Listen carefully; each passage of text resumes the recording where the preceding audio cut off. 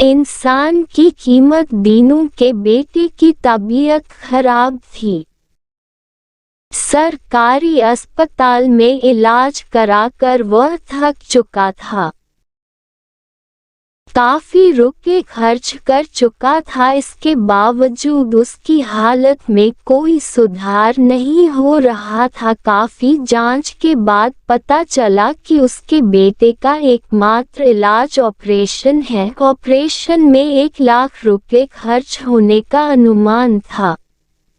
गरीब दीनू इतने रुपए कहाँ से लाता? उसके इलाज में तो पहले ही जो थोड़ी बहुत जमीन थी वह भी बिक गई थी।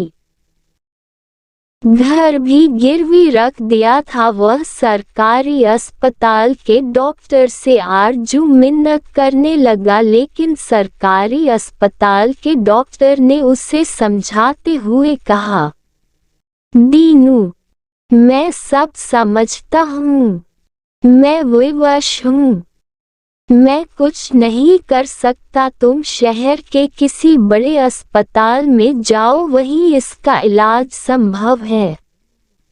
मैं कुछ नहीं कर सकता। दीनू रुपयों के जुगाड़ में लग गया, लेकिन गरीब फतेहाल को रुपया कौन देता? वह थक हार कर बैठ गया। अंततः घर भी बेच दिया, मजबूरी का लाभ उठाया। घर खरीदने वाले ने इधर उसके बेटे की तबीयत और अधिक खराब हो गई। वह बचे खुचे पैसे को लेकर शहर के बड़े अस्पताल में गया। फीस के नाम पर ही मोटी रकम वसूल ली। डॉक्टर ने देखते ही कहा, इसकी हालत बहुत खराब है, जल्द ऑपरेशन करना होगा, अन्यथा इसको बचाना मुश्किल हो जाएगा। शीघ्र रुपये की व्यवस्था करो। ये सुनते ही दीनू और उसकी पत्नी सन्न रह गए। दोनों बच्चे को जमीन पर लिटाकर डॉक्टर के पैरों पर गिर गए। आंसू बहाते हुए कहने लगे, डॉक्टर साहब, इसके इलाज में पहले ही घर द्वार बिक गए, गरीब को कौन कर्ज देगा? मेरे बच्चे को बचा लीजिए बाबूजी। मेरे पास तो अब फूटी कौड़ी भी नहीं है, अब आप ही सहारा है। इस असहाय गरीब के बच्चे को नया जीवन दे दीजिए, मुझसे अब रुपयों का इंतजाम नहीं हो पाएगा। ये सुनते ही डॉक्टर भड़क गया और बोला, ये बिना पैसे का इलाज संभव नहीं है। यहाँ खैरात नहीं बनता है।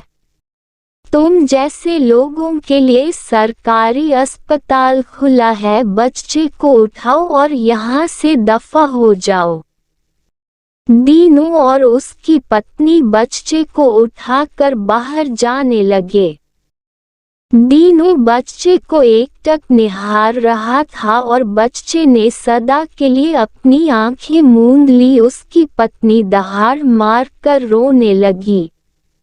दीनू पत्थर की बुत बना सोच रहा था, क्या मानवता मर गई? क्या धरती के भगवान इतने निर्दयी होते हैं? इंसान की जिंदगी की कीमत रुपयों से आंकी जाती है, या फिर गरीब के बच्चे को जीने का हक नहीं?